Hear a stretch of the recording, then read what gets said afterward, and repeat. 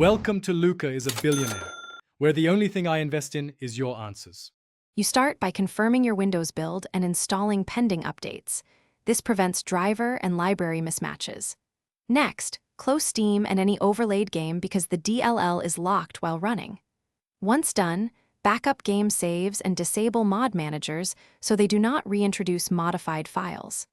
Now, open Task Manager and kill any remaining overlay processes. These first actions reduce variables and let you replace or repair Gameoverlayrenderer64.dll without file lock conflicts.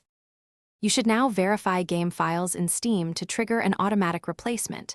This often restores a missing or corrupted DLL.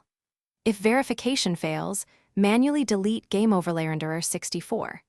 DLL from both the game directory and Steam and older, then run Steam's client repair or reinstall Steam while preserving games. Also reinstall Visual C++ redistributables and update GPU drivers because dependency failures can break the overlay. After each step, restart Steam to let it finish by re-enabling the Steam overlay and launching a brief session to confirm stability. Observe CPU and disk activity for anomalies. If problems continue, create a clean Steam account or boot Windows in safe mode with networking to isolate profile or third-party interference. Make sure your antivirus or security tool didn't quarantine the DLL, restore and whitelist it if found. If none of that works, collect crash logs and reinstall the affected game.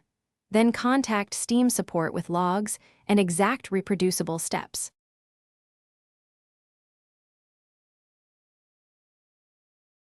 Thanks for watching and please subscribe. It's the best investment you'll ever make.